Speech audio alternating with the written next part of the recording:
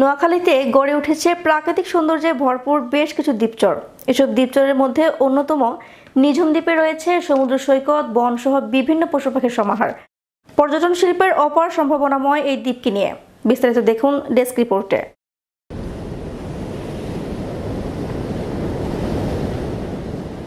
নোয়াখালী জেলার হাতিয়া উপজেলার 11 নং ইউনিয়ন নিঝুম দ্বীপ 2001 সালে 8 এপ্রিল বাংলাদেশ সরকার পুরো দ্বীপটিকে জাতীয় উদ্যান হিসেবে ঘোষণা করে। প্রায় 14 বছর ধরে 50 একরের দ্বীপটি 1940 সালের দিকে জেগে ওঠে। 1950 সালে জনবসতি গড়ে ওঠে। দ্বীপের সৌন্দর্য উপভোগ করতে প্রতি বছর প্রায় 50,000 পর্যটকের আগমন ঘটে। এবারও ডিসেম্বর মাসের প্রথম থেকে পর্যটকরা আসতে শুরু করেছে। নোয়াখালীর সর্বদক্ষিণে মেঘনা নদী আর বঙ্গোপসাগরের বুকে জেগে ওঠা নিঝুম দ্বীপ। 91 বর্গ কিলোমিটারের এই দ্বীপটির চারিদিকে নিঝুম নীরবতা, হরিণের অভয়াশ্রম, সবুজ কেওড়া বাগান, বালুকণাময় ছোট বীজ যে কোনো পর্যটককে মুগ্ধ করে।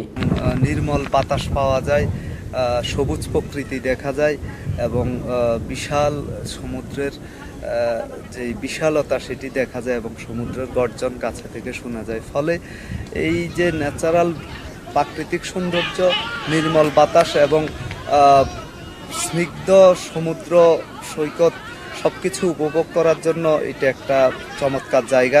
উত্তাল সাগরের কোলে সবুজ প্রকৃতির এক মায়াবী ভূখণ্ড নিঝুম দ্বীপ। যে কোনো প্রকৃতিপ্রেমী ও ভ্রমণ পিয়াসী মানুষের পছন্দের তালিকার শীর্ষে থাকা স্রষ্টার অপরূপ এই সৃষ্টি। তাই তো প্রতি বছর শীত মৌসুমে মেঘনা যখন শান্ত থাকে তখন দেশের দূর দূরান্ত থেকে পর্যটকদের ঢল নামে এখানে।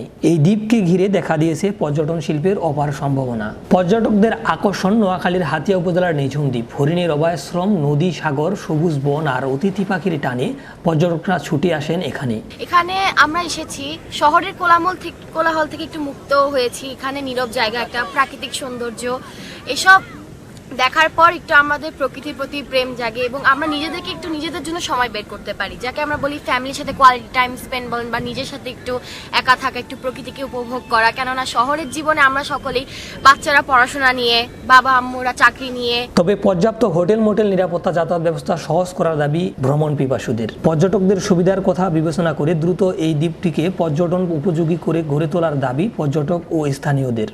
এখানে পর্যটন বলতে যেটা বোঝায়, ইনফ্রাস্ট্রাকচার গড়ে ওঠে না এখানে।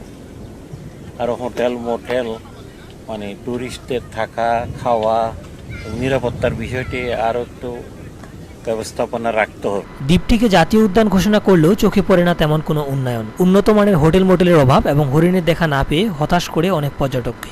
নিঝুম দ্বীপে আসছিলাম যে হরিণ দেখতে, কারণ আমি আমার বন্ধু বান্ধবদের থেকে শুনেছিলাম যে এখানে হরিণ দেখা যায়, হরিণের অভয়াশ্রম বলে এটা। কিন্তু এখানে এসে আমার যেটা মনে হয়েছে, আমি এই যে এখন দুপুর হয়ে গেল, আমি কিন্তু কোনো হরিণ দেখিনি। তো আমার যেটা মনে হয়েছে যে অবাধে যে গাছ কাটা হচ্ছে, হরিণের সেই অভয়ারণ্যটা এখন আর নেই। গাছ কাটার কারণে যে বনজ যে প্রাকৃতিক যে পরিবেশটা নষ্ট হচ্ছে। নিঝুম দ্বীপে পর্যটন আকর্ষণ বাড়ানোর জন্য সরকার যাতায়াত ব্যবস্থা সহ অন্যান্য সুযোগ সুবিধা বাড়ানোর কাজ হাতে নিয়েছে। নিঝুম দ্বীপ নিয়ে আমাদের অনেক পরিকল্পনা আছে। এর মধ্যে ওখানে পর্যটনের জন্য কিছু কিছু কাজ চলছে। প্রায় 25 কোটি থেকে 50 কোটি টাকা বরাদ্দ হয়েছে তমরুদ্দি এলাকায়। আর আরেকটা হচ্ছে নিঝুম দ্বীপ।